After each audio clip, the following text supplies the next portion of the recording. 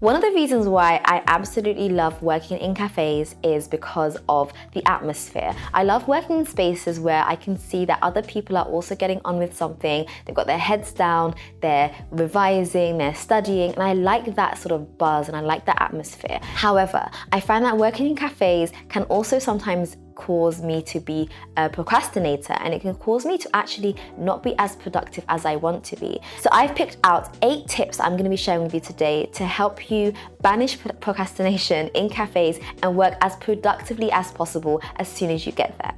So number 1 is to prepare beforehand. You want to make sure that you have a plan and you've gone to a cafe with the exact task that you want to do. You know exactly what you want to complete. You know your exact outcome, and that is the best possible way to start your study session or your work session, because it means that as soon as you enter that cafe, you order your coffee, you get your tea, you get yourself a little cake or a croissant, and you sit down and you can just get started. You're not spending an hour or 2 planning or preparing or thinking about what you want to do beforehand, and it just leads you to a lot better outcomes. The second is to eat before you go to the cafe. Now, as I mentioned, you can get a croissant or something if it's breakfast time, but if it's lunchtime and you know you're going to be there for lunch, then it's much better to eat somewhere else, get a meal in you, and then go to a cafe and spend 4 to 5 hours there and maybe just have a snack in between. It means that you're going to spend less money. It means that you're going to waste less time, because otherwise you're going to get hungry, you're going to order from the cafe, and then you're going to sit down and then you're going to say, let me just have this while I watch something or while I just go on social media, and that's a waste of time. So try to avoid eating whilst you're at a cafe. And on the topic of eating, my third tip is to take some snacks with you. Now, of course, you can't just go to a cafe and sit down and not order something. So yes, get yourself a little drink or a cake or something really simple, but do have something else that will nourish you throughout the time that you're there.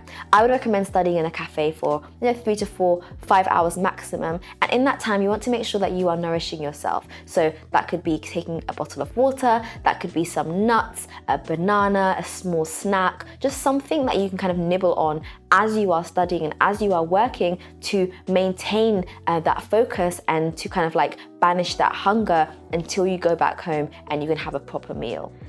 My fourth tip is to charge your devices before. And this is a big one because the worst, my worst nightmare, the worst thing that could possibly happen is you go to a cafe, you sit down, you've got your charger, but you can't find a charging socket. You can't find where to charge it, or you think you charged it and you haven't, and you don't have your charger. That's even worse.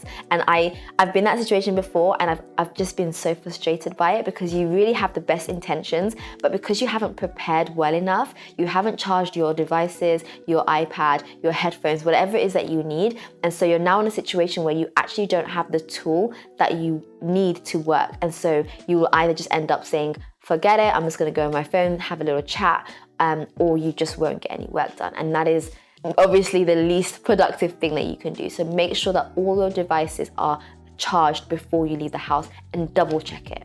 The fifth tip is to get headphones and use some sort of device, either headphones or noise cancellation headphones if you don't want to listen to anything in the background, just to cancel out a bit of the noise or to muffle it a little bit. There are times that I go to a cafe and I sit down and I like that noise, but it's sometimes a little bit too loud. If there's someone in a meeting next to you, you can't predict it. If there are friends just having a chat, they're allowed to be there, you can't predict that. And you don't want to listen to a conversation and be within a conversation.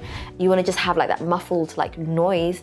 Then having headphones in that cancel the noise a little bit, or that you can put some sort of music on or something in the background, means that you've still got that environment where people are around you and people are working, but it's not so distracting. And I know I'm one where if I'm in that focus mode and I can hear conversation, it takes me out of my focus a little bit. I don't want to hear conversation. I just want muffled sound. So definitely take some headphones with you so you can just plug them in your ears and just kind of cancel out that noise a little bit, or kind of put some background noise if you want. My sixth tip is to do with where you sit in the room. Now, this is a big one. You probably don't think it's a big one, but it's a big one. You come in, you order your drink, you order your whatever you want, your beverage, and then you take a seat. Where do you sit? Now, if you have a choice, then definitely choose somewhere that is away from the flow of traffic, away of the flow of, people.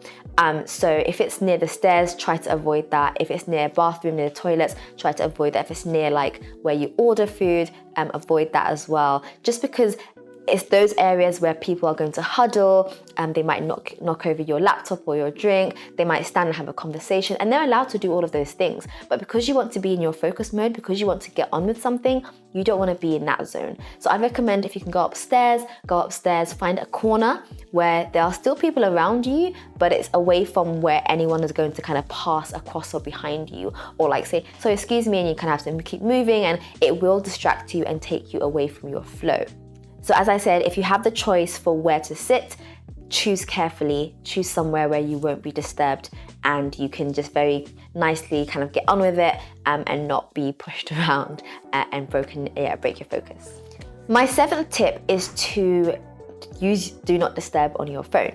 Now, our phones and our devices are our biggest distractions by far, and so by switching on the Do Not Disturb mode, it means that you're working and you can just focus and you're not going to get distracted. Especially when you're somewhere like a cafe, you're somewhere outside, you're probably so used to picking up your phone, having a little browse, and that's okay. But if you're in a study session and you're in a cafe and you pick up your phone to reply to a message because you've just seen someone come in, and you're then going to end up getting distracted, reply to that message, then you'll go to another message, and before you know it, you're people watching and 2 hours have gone past, right? So put Do Not Disturb on your phone and your laptop, because if it's connected like mine, like with the iPhone and everything, it's all gonna just come through. So just put Do Not Disturb on your phone. So it means that you can focus and just have that like Zen mode, and you can really get into that flow for at least an hour to start with. Take a little break, then another hour, but at least in that first hour, you are fully focused and you have no distractions around you. My last tip, and this is probably one of my most important tips for a cafe, is to have a pen and paper to jot things down as you think about them. Now, I am the kind of person that when I'm in that zone where there's like people around me working and studying and getting on with it, I just have these like bright creative ideas. And it takes me away from what I'm doing. So what I like to do is while I'm doing that task, and if I think of something, rather than thinking, oh, how can I do that? How can I implement that? How can I work on that? I'll just write it down. So I've told myself, that's a good idea. Let's put it here for now. Let's just write it down, put it on the side. You can get back to it later. And maybe like towards the end of my session, I'll give myself half an hour to just like have a little browse about the things I want to. Or I might see someone with like a nice outfit or a nice bag, and I might like think, oh, I really need a new jacket actually. And then I'll start browsing. So to avoid those things, have a pen and paper, write down those like side thoughts that pop in, and I like to call them like distraction thoughts because they are really distracting. They kind of take you away from your main task. Write those things down, put them on the side, and then you can come back to them later. And so having a pen and paper rather than doing it on your laptop, because I feel like then you're going to move away from what you're working on. So having pen and paper means that it's on the side, it's not like within your work zone, and you can write it down, then you can just deal with it later. But yeah, I hope that is helpful. I hope that you were able to pick out some tips for things that I do when I go to cafes. I do love like a good cafe session. I feel like when I've got a certain task where I just need focus and I just need like a bit of a buzz around me, I like to go to a cafe and just like sit down for a few hours and just get on with it. But yeah, if you have any other tips, please leave them down below. Don't forget to follow me on my channel. I'm trying to hit 200K by the end of this year. So that's the goal. And I'll see you guys in my next one.